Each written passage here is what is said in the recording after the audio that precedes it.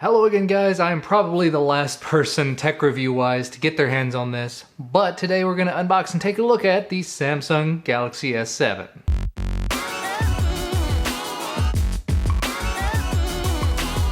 I was going to go for some form of a gimmick with this, doing it in the shower, doing it in the pool, but I think the grand majority of those are taken at this point, so I'm going to do the straight, simple, and to the point unboxing. Let's get started. So, Galaxy S7, black Onyx 32 gig model. There's all of your specs, 4 gigs of RAM, 5.1 inch AMOLED display, 12 megapixel rear facing, 5 megapixel front facing, IP68 dust and water resistant, wireless charging. I'm pumped. I did pay for this device out of pocket, did not receive it free because Samsung does not realize that I exist. I'm okay with that. But inside of the package, quick start guide. Don't need it. Wow, that went really far. For an at&t device, this is not packaged terribly. Thanks, at&t, or Samsung, or whoever packaged it. Here's your "it can wait, keep your eyes on the road, not on your phone" sticker. Go away. Back plastic, all gone. You can go too. And I'm immediately seeing what everyone else has already said. Fingerprints. I've touched the back literally one time and there's fingerprints all over it. Moving along. at&t SIM card will not be used. Go away. Warranty guide, at&t smart limits, and a funky looking SIM removal tool. Not needed. Go away. USB wall wart, 9 volts at 1.67 or 5 volts at 2 amps, micro USB charging cable, interesting micro USB to full-size USB connector, and a pair of earbuds in a plastic case. A Samsung branded black plastic case. That makes it worth like $50 extra, right? And this tape on the side is ridiculous, so I'm gonna attack it with my knife. So there's your earbuds. Some kind of alien tentacle looking things. I normally don't use included earbuds. I may actually have to try those out. I like the case though. And I guess we can take a minute and look at the phone too. So as I said, this is the black 32 gig model. There's that nice black fingerprint back. It does have a 5.1 inch 1440 by 2560 pixel display, a 12 megapixel rear facing camera, which definitely does not have the same camera hump the last version did. Volume rockers, SIM card slot, power button, 3.5mm headphone jack, micro USB, and bottom-facing speaker, as well as some interesting curved edges to the back glass. Snapdragon 820 processor, massive 4 gigs of RAM, and a 3000 milliamp hour that is built-in and non-removable. I will say, having tested the Galaxy S6 previously, this is definitely just a little bit thicker.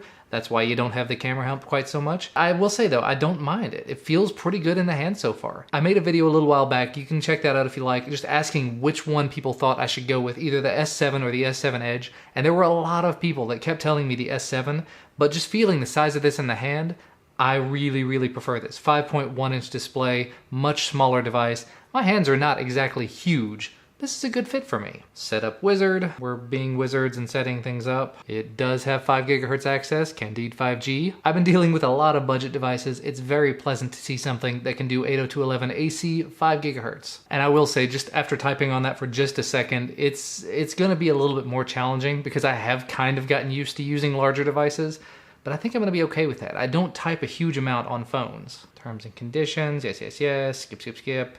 This gets me in trouble every time I do it, but that's okay. Got another device. We're not gonna copy anything just yet. I wanna see how it works out of the box. Stock as TouchWiz can get, I guess. Oh, and right out of the box, it asks us to set up fingerprint, pin, password, pattern, blah, blah, P words. Yes, let's set up a fingerprint. It made me set up a pin, pattern, password, something.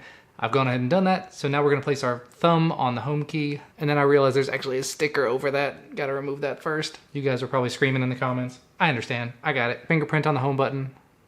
16, 20, 27. Little by little, thumbprint access to my phone. Almost. Success. And it let me do one thumb. I guess I'll do more later. Do I want to restore from any backups? No. The funny thing is I say that and then I end up coming back later and I don't have anything on my device and it's like, why? My mistake. I'm gonna skip. I don't want a Samsung account. Thank you, Samsung, but no. Copy content from old device. Again, no, I'm good. Easy mode? No, I'm okay. Thank you. All right.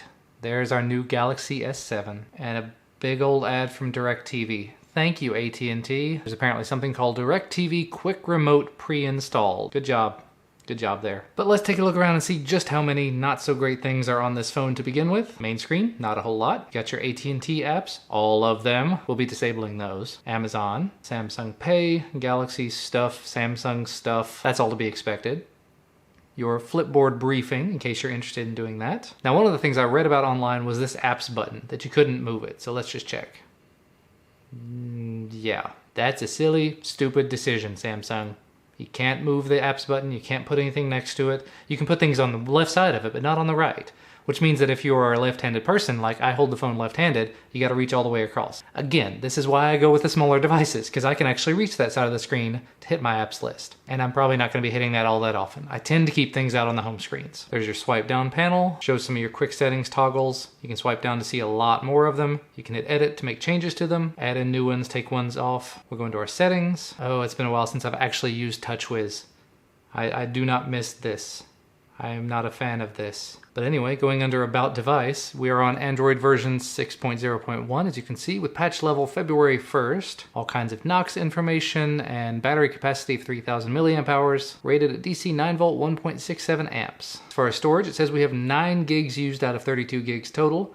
Available space is 22.94, so that micro SD card slot may become a little more useful very soon. For battery, you do have power saving and ultra power saving modes, fast cable charging, and I love this, wireless charging. And not just wireless Qi charging, but wireless PMA charging as well. So if you have that power mat, you can actually use it with this device. And there's loads and loads of other things in here to take a look at, but I will take a look at those another day. Just in terms of the actual apps on the device, loads of at&t, loads of Samsung, DirecTV, plenty, not familiar with that one. But there's only one page of apps. Very interesting to see that. And that's probably gonna wrap things up for me, because I have been going on for entirely too long. Let me know exactly what you would like to see out of this down in the comment section below. I'm definitely gonna be doing some separate camera test videos with this, because I'm very interested to see how this camera does. I'm very much enjoying this in the hand though. I like the size, I like the shape, I like the weight, I like the thickness. Not hugely keen on the software so far, but what can you do? When root and ROMs become available, that's one thing. I may not end up doing that. But like I said, initial impressions are very good. I like the curve of the back.